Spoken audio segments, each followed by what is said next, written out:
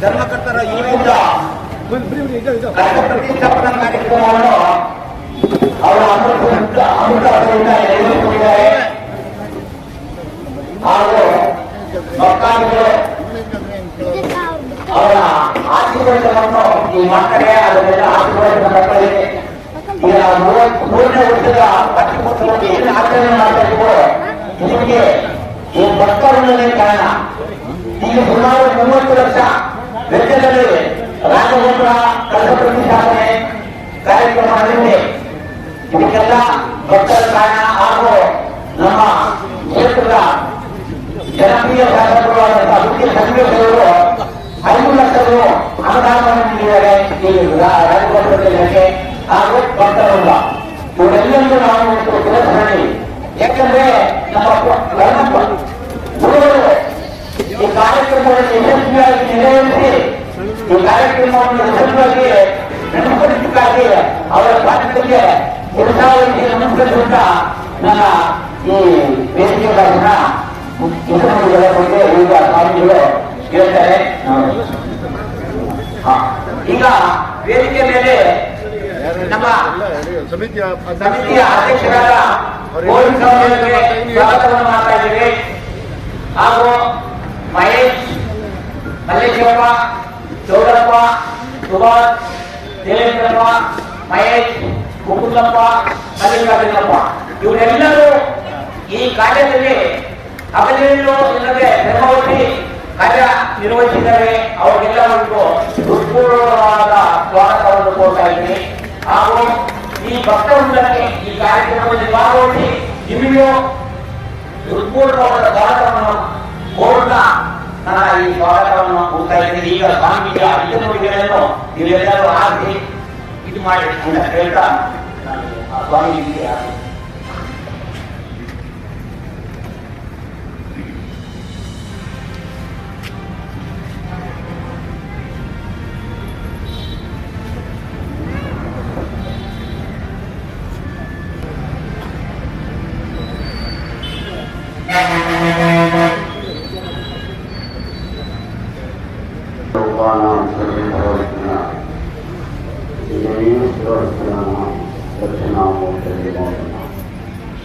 ಅನ್ನಪೂರ್ಣೆ ಸದಾಪೂರ್ಣೆ ಶಂಕರ ಪ್ರಾಣವಲ್ಲದೆ ಜ್ಞಾನವೈರಾಗ್ಯಂ ವಿಶ್ರಾಂತಿ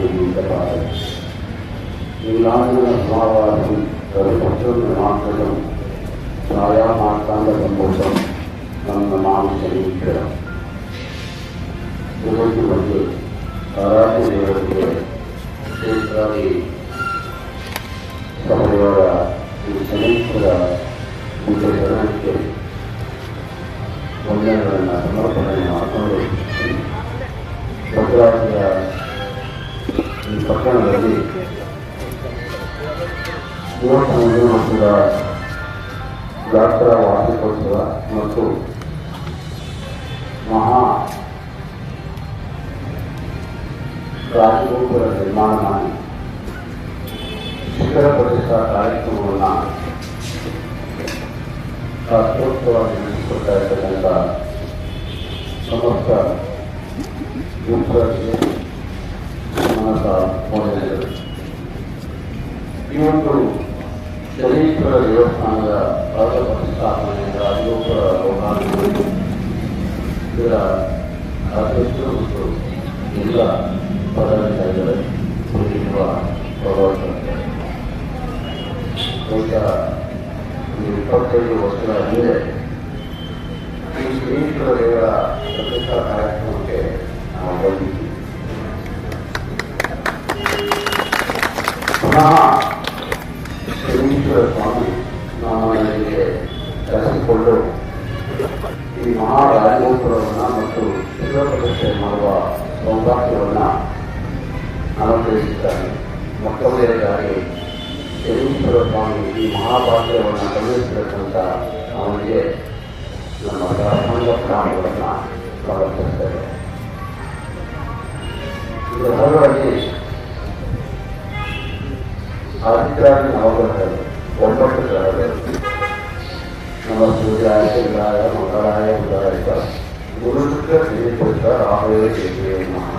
2 ಕಾರ್ಯಗ್ರಹಗಳಾದರೆ ಬಾಕಿ ಎಲ್ಲ ಗ್ರಹಗಳು ಕಡೆಗೆ ಕಾಣತಕ್ಕಂತಹ ಒಂದು ಸ್ಥಿತಿಯಲ್ಲಿ ಇರ್ತಕ್ಕಂಥದ್ದು.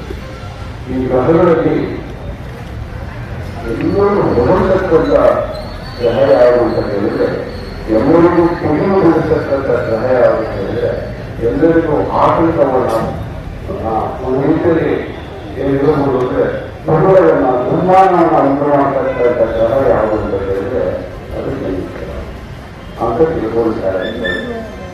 ಆದರೆ ಶನೀಶ್ವರ ದೇವರು ಯಾವತ್ತೂ ಯಾರಿಗೂ ಯಾವುದೇ ರೀತಿಯ ತೊಂದರೆ, ತಾಪತ್ರೆಗಳನ್ನು, ಅಪಾಯಗಳನ್ನು, ಹಾನಿಗಳನ್ನು ಮಾಡ್ತಕ್ಕಂಥವನ್ನಲ್ಲ.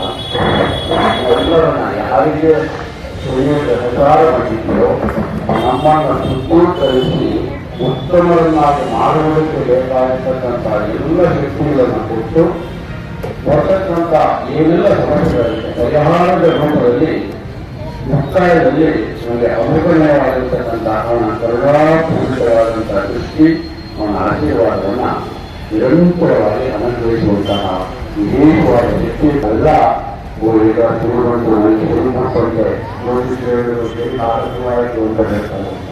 ಆದರೆ ಶನಿಯ ಆಟ ಅಲ್ಲ ಅದು.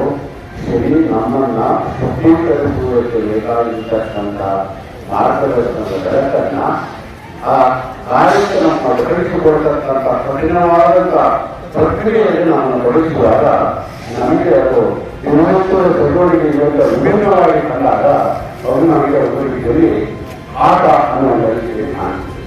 ಅದು ಅಗೋಚರವಾಗಿರ್ತಕ್ಕಂಥದ್ದು.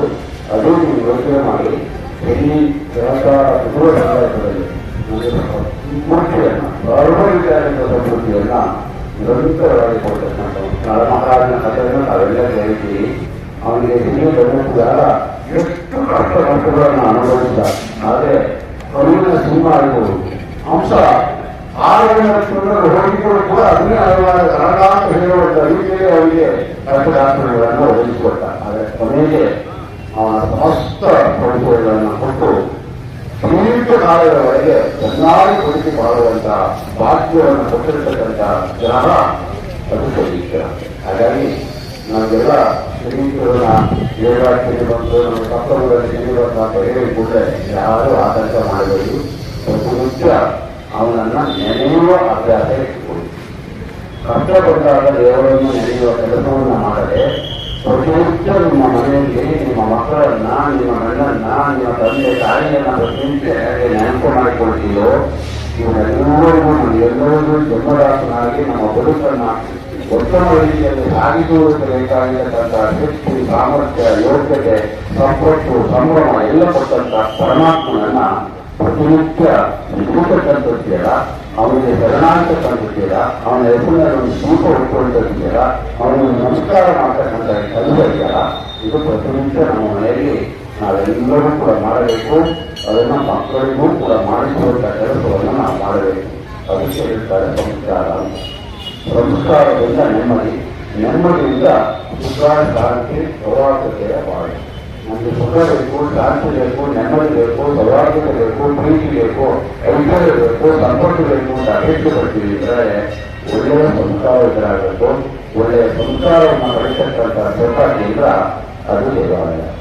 ದೇವಾಲಯಕ್ಕೆ ಬಂದಾಗ ನಮ್ಮಲ್ಲಿರ್ತಕ್ಕಂಥ ಎಲ್ಲ ರಾಜಕೀಯಗಳನ್ನ, ಕೆಟ್ಟ ಕೆಲಸವನ್ನ, ಕೆಟ್ಟ ಅಭ್ಯಾಸವನ್ನ, ಕೆಟ್ಟ ಚಿಂತನೆಯನ್ನ, ಕೆಟ್ಟ ಕಾರ್ಯವನ್ನೆಲ್ಲ ಪರಮಾತ್ಮರಿಗೆ ಸಮರ್ಪಣೆ ಮಾಡಿ ಅವನ ಆಶೀರ್ವಾದ ಬಲವನ್ನು ಪಡ್ಕೊಂಡು ನಮ್ಮ ಒಳಗೆ ಸುಸಂಸ್ಕೃತವಾಗಿರ್ತಕ್ಕಂಥ, ಸಂಸ್ಕಾರಿತವಾಗಿರ್ತಕ್ಕಂಥ ಜೀವನ ಪದ್ಧತಿಯನ್ನು ನಡೆಸಿಕೊಳ್ತಕ್ಕಂಥ ಪ್ರಕ್ರಿಯೆಗೆ ನಮ್ಮನ್ನು ನಾವು ಪರಿವರ್ತನೆ ಮಾಡಿಕೊಳ್ಬೇಕು.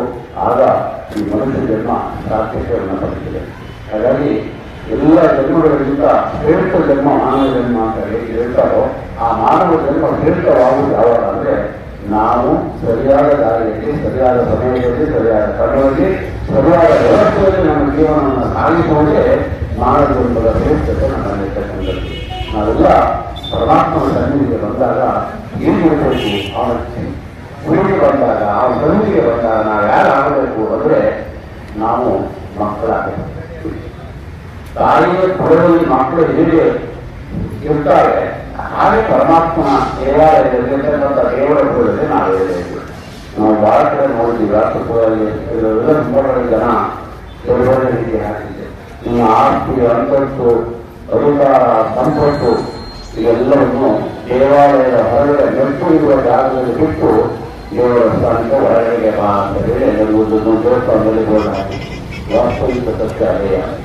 ದೇವರ ಮುಂದೆ ನಾನು 10 ಕೋಟಿ ಅಧಿಪತಿ, ನಾನು 20 ಕೋಟಿ ಅಧಿಪತಿ ಹೇಳಿದ್ರೆ 4 ಕೋಟಿ ನಾರಾಯಣ ಅಂತ ಪರಮಾತ್ಮನಿಂದ ನಮ್ಮ ಕೋಟಿ ಯಾವ ಲೆಕ್ಕ?